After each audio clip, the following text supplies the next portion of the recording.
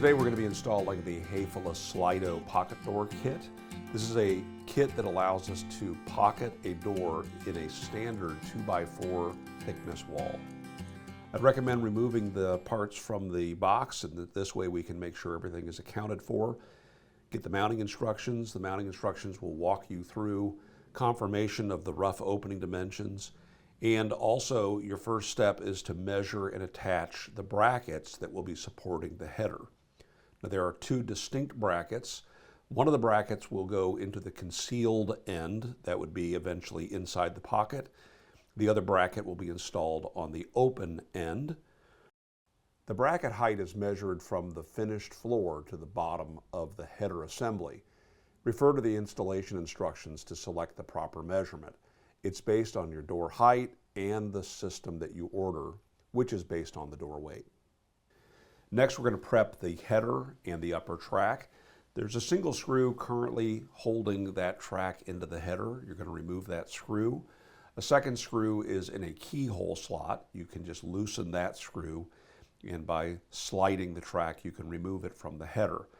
At this point, you'll note that on the back of the header and on the back of the track are labels indicating cut marks based on your opening dimensions. Be aware that the track will wind up shorter than the header. Again, I would refer you to the instructions that came with the kit to guide you through the exact locations of these cuts, but you'll want to make these cuts on site using a chop saw or a hacksaw or whatever tool you find is appropriate. Next, we're going to mount the wooden header on top of the brackets.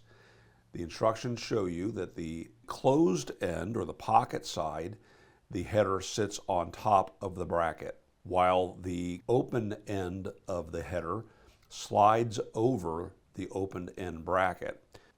At this point, we would recommend pre-drilling using a self-centering drill bit, for example, because the holes for the screws are awfully close to the edge of that header board. In all likelihood, you're going to want to add some filler in between the header that was provided in the kit and the header of your clear opening.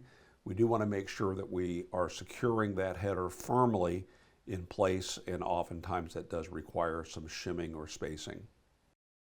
Next, we're going to assemble the running gear, the suspensions, into the track. Now, depending upon which kit you've purchased, you might have soft close on both ends or soft close on one end.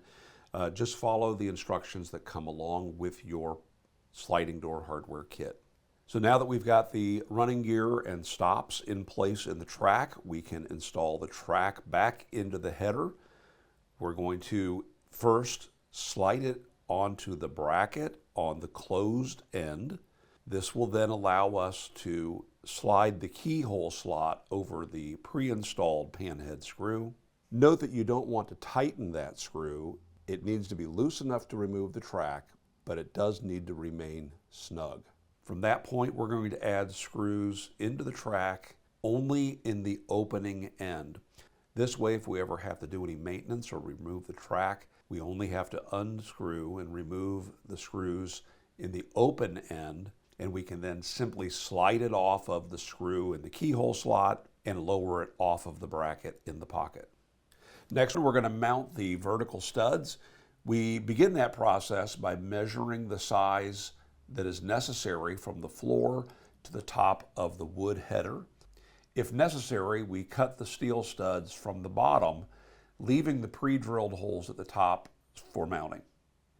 After cutting them to length, you may need to remove a small portion of the wood infill so that the steel studs will be able to slide over the mounting shoe. Next, we're going to install the front vertical stud, screwing it to the header, and then using a laser level, a plumb bob, or a level, we're going to make sure that that is standing straight and plumb. At this point, we can attach the shoe plate to the floor using the supplied screws. Make sure that that is mounted centered on your wall location. We're then going to slip the second vertical stud over a shoe plate and mount it to the header. We repeat these steps for both sides, both front and back vertical studs. We want to make sure that the back stud is an equal distance from the front and the current wall structure.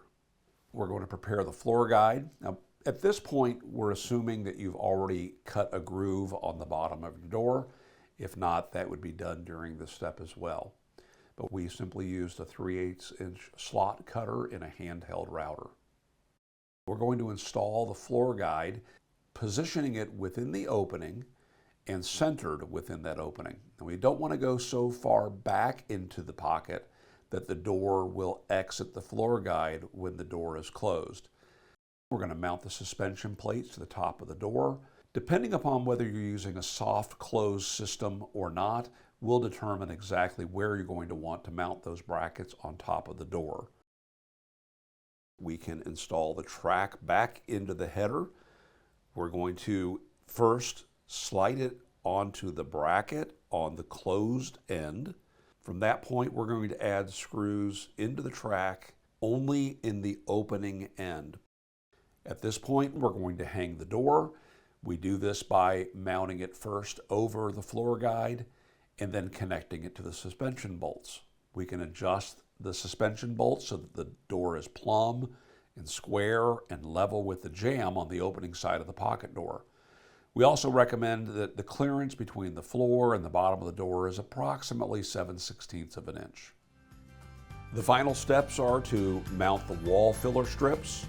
To apply the wall material, just make sure that your drywall screws are entering the wood infill and are not protruding into the cavity, which might damage the door. And then add your door trim. And that's it. You've just installed the Hayfella Slido Pocket Door Framing Kit. If you have any questions, reach out to us at hayfella.com.